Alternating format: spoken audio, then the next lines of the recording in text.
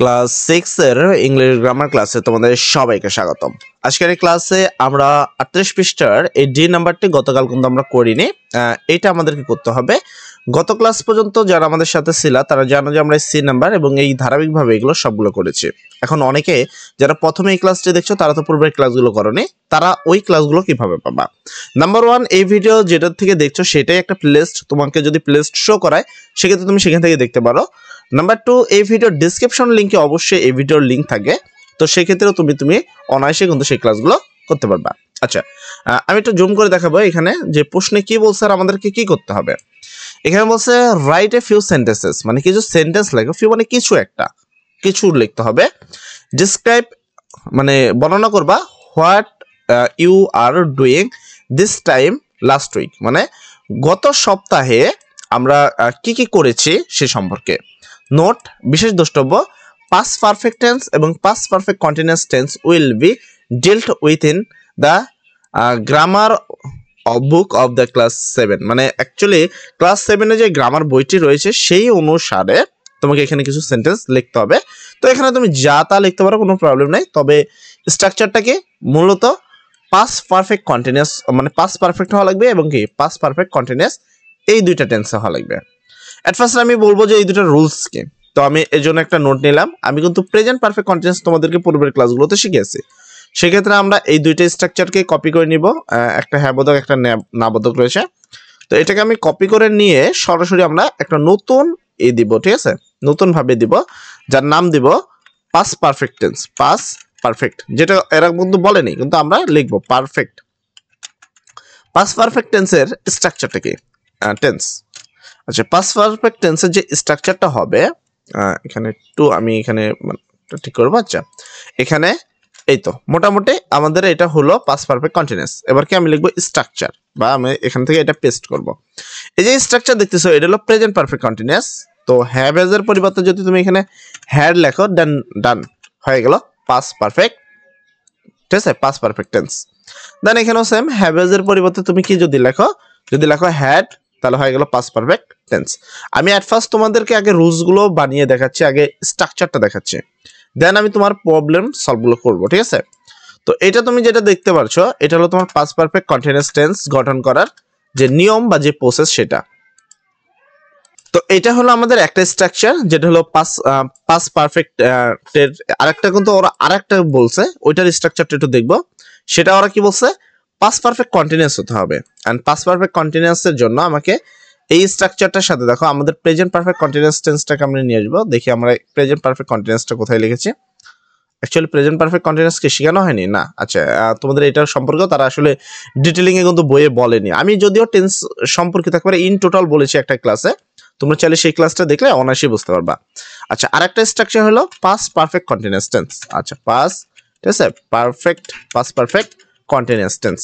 তো past perfect continuous টেন্সের কি হবে? কন্টিনিউয়াস, ঠিক আছে, পাস্ট পারফেক্ট কন্টিনিউয়াস টেন্স। তো এইটার যদি স্ট্রাকচারটা খেয়াল করি, ঠিক আছে, এইটার স্ট্রাকচারটা কি হবে? তো স্ট্রাকচারটা আমি লিখে দিচ্ছি, তোমরা একটু কষ্ট করে লিখবা। আর স্ট্রাকচার ছাড়া সেন্টেন্স আমরা লিখে দিতে পারি বা সরাসরি উত্তরটা করেই দিতে পারি, কিন্তু কি হবে, সরাসরি উত্তর করলে তুমি বুঝতে পারবে না যে কেন এটা করলাম আর কেনই বা এরকমই কেন হইলো, এই বিষয়গুলো তোমাদের মাথায় আসবে না। এই জন্য আমরা এটার স্ট্রাকচারটা লিখবো। প্রথম তুমি লিখবা সাবজেক্ট, প্রথম হলো সাবজেক্ট, তারপর হলো প্লাস, সাবজেক্টের পরে তোমাদের লিখতে হবে হ্যাড বিন।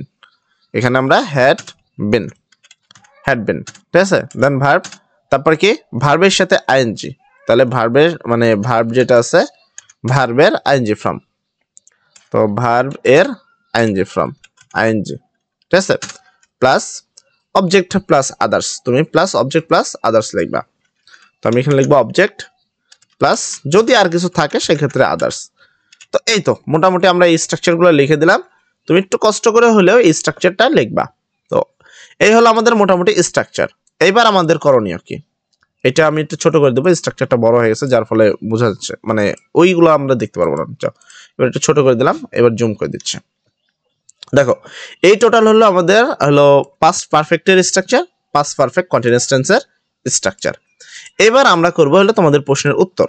তো তোমাদের প্রশ্নে কি বলছে, প্রশ্নে বলছে কিছু সেন্টেন্স লিখতে, যেটা পাস্ট পারফেক্ট হয়, পাস্ট পারফেক্ট কন্টিনিউয়াস হবে। তো আমি কিছু সেন্টেন্স লিখবো। প্রথম লিখবো, আমি একটু ইন্টিগ্রেট করে দিব যে আমি কোন টপিকে লিখছি। তো আমি প্রথমে লিখবো পাস্ট পারফেক্ট, এখানে প্রথমে লিখবো আমরা পাস্ট পারফেক্ট, ঠিক আছে, পাস্ট পারফেক্ট। আমি প্রথম সেন্টেন্সটা করব পাস্ট পারফেক্টের। তো আমি প্রথমে পাস্ট পারফেক্টের কয়েকটা সেন্টেন্স গঠন করব জাস্ট রুলস অনুসারে। তো এখানে আমি কাউন্টিং এর জন্য 1 2 দিচ্ছি। তো পাস্ট পারফেক্টের রুলস কি, প্রথমে সাবজেক্ট লিখতে হবে, দেন একটা হ্যাড প্লাস ভার্বের এখানে পাস্ট পার্টিসিপল ফর্ম ভার্বের, ঠিক আছে, প্লাস অবজেক্ট। তো আমরা সেই অনুসারে প্রথমে আমরা লিখবো সাবজেক্ট। প্রথমে আমরা কি লিখবো, সাবজেক্ট। সাবজেক্টটাকে এসইউবি, সাবজেক্ট তুমি যে কোনো কিছু লিখতে পারো, ধরো আমি আই। সাবজেক্টের পরে তোমাকে কি লিখতে হবে, একটা হ্যাড, লিখলাম একটা হ্যাড। তারপর কি ভার্বের পাস্ট পার্টিসিপল ফর্ম, আমি লিখলাম ভিজিটের সাথে ইডি লাগায় ভিজিটের past participle form visit. I had visited my village, আমি আমার গ্রাম বেরিয়েছিলাম, মাই ভিলেজ, ঠিক আছে, কি লাস্ট উইক, ওরা লাস্ট উইকের কথা বলছে। তো আমি গত সপ্তাহে কি করেছিলাম, আমার এখানে এই তো মোটামুটি একটা উত্তর হয়ে গেল, I had visit my village last week। And then আমি আরো 2-4টা সেন্টেন্স লিখবো যে আমি লাস্ট উইকে কি কি করেছিলাম। এখানে I had আমি কি করেছি, I had see, আমি দেখেছি, see saw seen, I had seen the, এখানে তুমি এখানে লিখতে পারো I had seen the গ্রামীণ, এখানে তুমি লিখতে পারো গ্রামীণ ভিলেজ অথবা ভিলেজ। এখানে জাস্ট একটা অবজেক্টিভ যেটা দেখতে তোমার সেটা বিউটিফুল, ঠিক আছে, আমি একটা বিউটিফুলের কথা বলে দিই, এটা একটা সুন্দর বিউটিফুল গার্ল ইন ভিলেজ, ঠিক আছে, গার্ল ইন ভিলেজ। আচ্ছা আচ্ছা, লাস্ট উইকে লিখে দিই, অত বড় করবো না, ঠিক আছে, লাস্ট উইক মোটামুটি হয়ে গেল। তাহলে কি আই হ্যাড সিন, আমি দেখেছি দ্য বিউটিফুল গার্ল, এই সুন্দর মেয়েটিকে লাস্ট উইক, গত মাসে, গত সপ্তাহে। তারপরে এখানে আমরা লিখবো আমি, ঠিক আছে, এখানে স্পেস কি বেশি হয়ে গেছে, আচ্ছা এখানে তারপর আমি লিখবো একটা হ্যাড, আমি দেখেছি I had meet you, আমি তোমার সাথে সাক্ষাৎ করেছি লাস্ট উইক, ঠিক আছে, লাস্ট উইক গত সপ্তাহে আমি তোমার সাথে সাক্ষাৎ করেছিলাম লাস্ট সপ্তাহে। মোটামুটি আমি এখানে 3টা সেন্টেন্স গঠন করলাম। এখানে ফিউ সেন্টেন্স বলছে, কয়টা করে তা বলেনি, তো আমি এটা 3টা দিয়ে দিলাম। দেন আমি কি করব, এইটার পরে আমাদের পরবর্তী হলো পাস্ট পারফেক্ট কন্টিনিউয়াস। তো আমি এখানে পাস্ট পারফেক্ট কন্টিনিউয়াস লিখে দিব, এইটার আবার কিছু সেন্টেন্স করে দেবো, পাস্ট পারফেক্ট কন্টিনিউয়াস, ঠিক আছে, কন্টিনিউয়াস টেন্স, আচ্ছা পাস্ট পারফেক্ট কন্টিনিউয়াস টেন্স।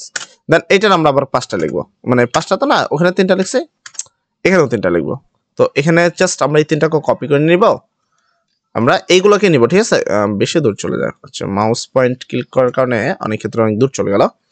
এখান থেকে আমরা এই 3টাকে এখানে কাট করে নিব, আমরা এই 3টাকেই লিখবো, জাস্ট এটাকে একটু কন্টিনিউয়াস আকারে রূপ দিয়ে দিব। এই তো মোটামুটি আমাদের 3টা হয়ে গেল, ওই 3টাই নিলাম। এখানে এখানে হ্যাডের সাথে একটা বিন হবে, কি হবে, পাস্ট পারফেক্ট কন্টিনিউয়াস টেন্সের নিয়ম অনুসারে I had been, তারপর ভার্বের সাথে আইএনজি, ভিজিটিং হয়ে গেছে, I had been visiting my village last week। দেন আমি এখানে লিখতে পারবো সি স এরা সিন, কে এখানে লিখবা এই সি এর সাথে আইএনজি। তো সি বানান কি থাকে, এস ই, সিন, আচ্ছা, বা আমরা এটা সি এর সাথে মানে প্রেজেন্ট ফর্মের সাথে এটাকে আইএনজি লিখে দেবো, ঠিক আছে, সিং। তো আশা করি তোমাকে এই বিষয়গুলো একটু খেয়াল রাখতে হবে যে কি লিখবা। দেন সেম ভাবে এখানে তোমার কি আছে, পাস্ট ফর্মগুলো ভালো করে জানতে হয়। I had, আমরা এখানে বিন লিখে দিব, I had been, মিটের এখানে 2টাই হবে, মিটিং, ঠিক আছে, I had meeting you last week। মোটামুটি এই তো আমাদের এখানে কি এটাও হয়ে গেল সেন্টেন্স গঠন করা, ওইটাও হয়ে গেল সেন্টেন্স গঠন করা। দেখো তোমরা কি বুঝতে পারলা কিনা, একটু প্রবলেমলি যদি কোনো যে প্রবলেম থাকে, দেখো এখানে আমরা প্রথমে পাস্ট পারফেক্টের স্ট্রাকচার দেখালাম তোমাদেরকে, আমি একটু আবার দেখাবো রিপিটলি। প্রথমে আমি তোমাকে পাস্ট পারফেক্টের স্ট্রাকচার দেখালাম, প্রয়োজনে একটু জুম করে দেখাচ্ছি, ঠিক আছে, যদি না দেখতে পারো তার জন্য একটু জুম করে দিচ্ছি, তাও যেন তোমরা ভালোভাবে স্পষ্টভাবে দেখতে পারো। প্রথমে এখানে তোমরা 2টা স্ট্রাকচার দেখতে পাচ্ছ, যেটা অ্যাকচুয়ালি কি পাস্ট পারফেক্টের স্ট্রাকচার। দেন আমরা কি পাস্ট পারফেক্ট কন্টিনিউয়াসের একটা স্ট্রাকচার তোমাদেরকে এখানে দেখালাম, যেটাকে এটাকে একটু বড় করে দিচ্ছি তোমাদের বোঝার সুবিধার্থে। আচ্ছা, পাস্ট পারফেক্ট কন্টিনিউয়াসের স্ট্রাকচার। দেন আমরা কি করলাম, তোমাকে স্ট্রাকচার বোঝানোর পরে, ঠিক আছে, পাস্ট পারফেক্টের 3টা সেন্টেন্স গঠন করে দিছি লাস্ট উইক দ্বারা, ঠিক আছে। তারপরে যদি খেয়াল করো এখানে পাস্ট পারফেক্ট কন্টিনিউয়াস টেন্সের আরো 3টা আমরা এখানে গঠন করে দিচ্ছি এবং সেমি সেন্টেন্স লিখেছে শুধু স্ট্রাকচারগুলো ঠিক করে দিচ্ছি। এই তো মোটামুটি আজকের ক্লাসে তোমরা ওরা যতটুকু চাইছে ততটুকু করে দিয়েছে। নেক্সট ক্লাসে আমাদের কি দরকার? আমাদের নেক্সট ক্লাসে lesson 8 future simple tense page number 39। তো আজকের ক্লাসে এতটুকুই। সবাই ভালো থাকো, সবার জন্য দোয়া করি। আসসালামু আলাইকুম।